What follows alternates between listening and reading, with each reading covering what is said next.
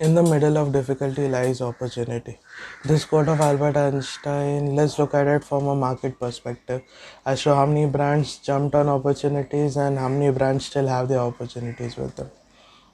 The first product is hand sanitizers. Currently, before the lockdown, there were only 6 players who were actually into hand sanitizers. But now, a lot of FMCG and other health related companies have also jumped in. Some of the interesting companies that have jumped in, one is Mahindra. Like, you don't expect Mahindra to create hand sanitizers.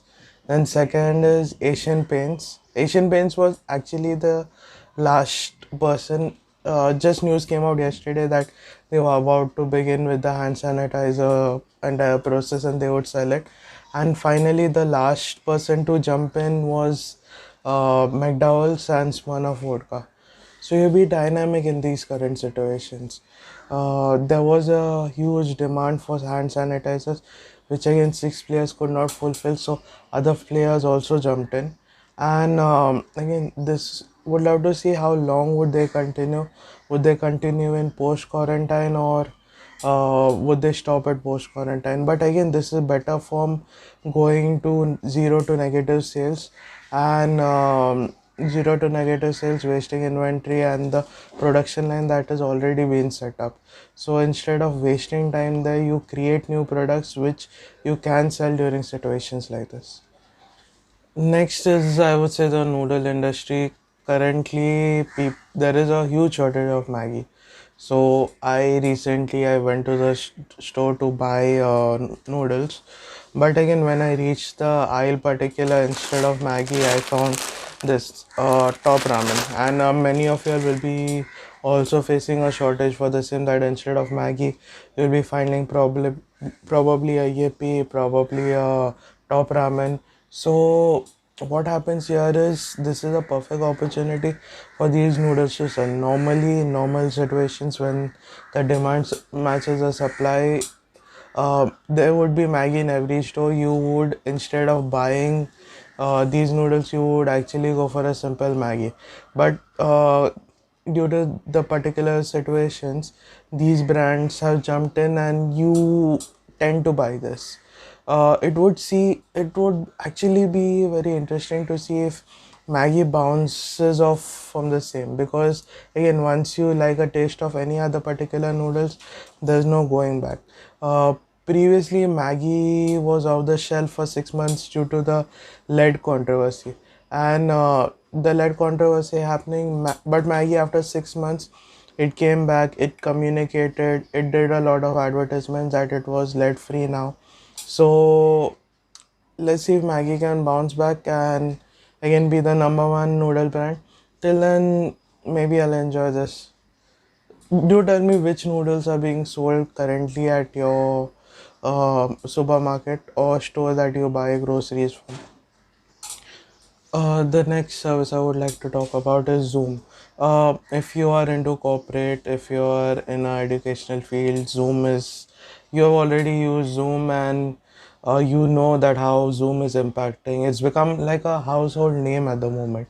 So, looking at Zoom becoming famous, Facebook, Google, and even Reliance for that matter has jumped into the video conferencing business. So, currently, stats show that.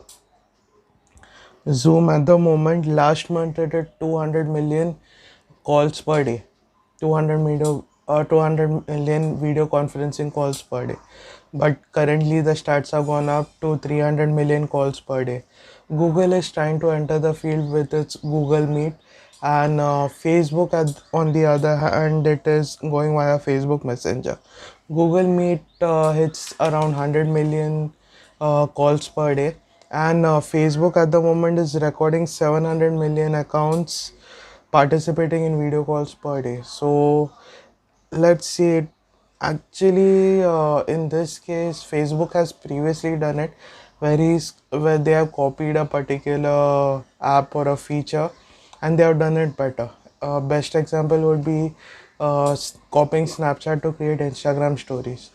So if they can do it well, for that I'm guessing they probably have something going on for them here also. So let's see, Facebook, Google, even Reliance, there is Geo Meet. They have some of their apps and you can video conference on that also. So all these three I guess are free at the moment and you can just join in. For Google you just need a Google account. Facebook, your Facebook account would do. Zoom calls you can register and schedule. So at the end of the day, getting a small part of the market share that video conferencing is would be necessary. This actually would be good because work from home is going to continue. Work from home is going to continue in the future, and people would need a particular app to rely on. Some issues previously in Zoom, that's why people didn't want to go on a video call. A lot of news related to Zoom, which was negative. But since other competitors and players are getting in, let's see how it works out for them. And finally, there would be one. I don't think there would be one video conferencing app. It would be based on your usage, how which you feel comfortable on which video conferencing app. So that currently is all for the day. If you like the video, do go ahead, subscribe, and thank you so much for showing your support. Welcome.